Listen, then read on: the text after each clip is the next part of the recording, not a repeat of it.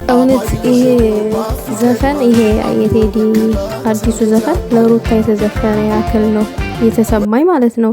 እና እሷም ቪዲዮ ሰርታበት አሁን ሳይ በጣም ገረመኝ። በቃ ተመሳሰለብኝ። አምኖ መከዳት እንዴት ያማል።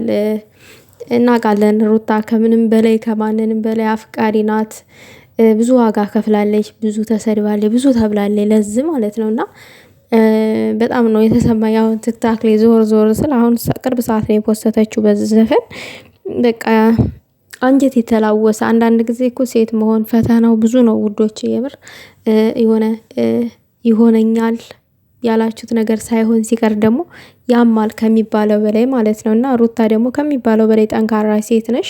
ከፍ ብለሽ መታየት ነው ያለብሽ። ወድቀሽ ተሰብረሽ ስብራትሽን አሳይተሽ ሳይሆን ከፍ ብለሽ ነው ማሳየት ያለብሽ። አይኖ ጠንካራ ነሽ። ለልጅሽ መኖር አለብሽ። ይሄንን ነው እኔ ማለት የምፈልገው። አሁን ላይ ግን እንደ ስህተት ነው ብዬ ያዩትኝ ካንቺ ልጅ ማርገዝሽን ነው እንደ ስህተት ነው ብዬ ያዩትኝ። ያው ልጅ የእግዚአብሔር ስጦታ ነው። ነገር ግን ደግሞ ካልተከበርንበት ቦታ ካልተፈለግንበት ቦታ ላይ የሆነ ስህተት መስራት በራሳችን ላይ ራስን እንደመጉዳት ሆኖ ነው የሚታየው። እና ይሄንን ነው እውነት አርግዘሽ ከሆነ ማለት ነው። በተረፈ ነገር ግን ምንም ይምጣ ምንም አንቺ ጀግና ነሽ፣ ጠንካራ ሴት ነሽ ከሚባለው በላይ ይሄንን ነው እኔ ማለት የምፈልገው።